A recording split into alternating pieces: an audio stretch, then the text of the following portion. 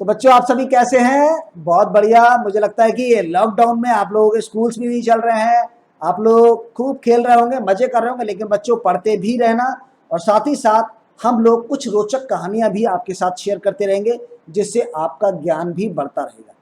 तो आज हम एक नई कहानी आपके साथ लेकर आए हैं जिसका नाम है देने की आदत।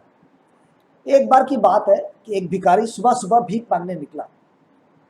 चलते समय उसने अपनी झोली में जौ के दाने जो होते हैं वो मुट्ठी भर अपनी झोली में डाल लिए।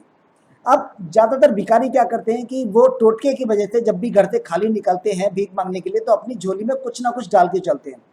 तो इसीलिए उसने भिक्षा मांगने जाने से पहले अपनी जो झोली थी उसमें जौ के कुछ दाने रख लिए।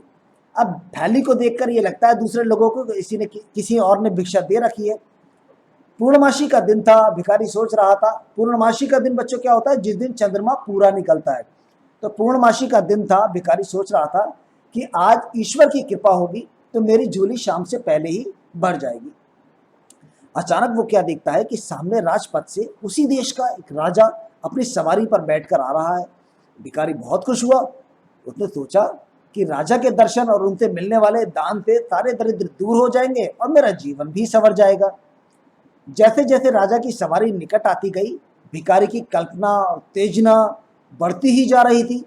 जैसे ही राजा का रथ भिखारी के निकट आया, राजा ने अपना रथ रुकवाया, उतरे और भिखारी के निकट पहुंच गए। भिखारी की तो मानो सांसें ही रुकने लगी हों। लेकिन राजा ने भिखारी को कुछ देने के बजाय उल्टा खुद अपनी चादर फैलाकर भिखारी के सामने भीख की याचना करने लगा। भिखारी एकदम सकपका गया, सोचने लगा ये क्या। भिखारी को कुछ समझ नहीं आया कि क्या करे क्या ना करे। वो अभी सोच ही रहा था कि राजा ने पुनः भीख की याचना की।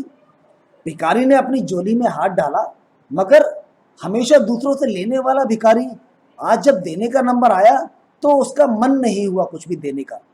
जैसे तैसे उसने अपनी झोली में हाथ डालकर जौ के 2 दाने निकाले और राजा की चादर पर डाल दिए।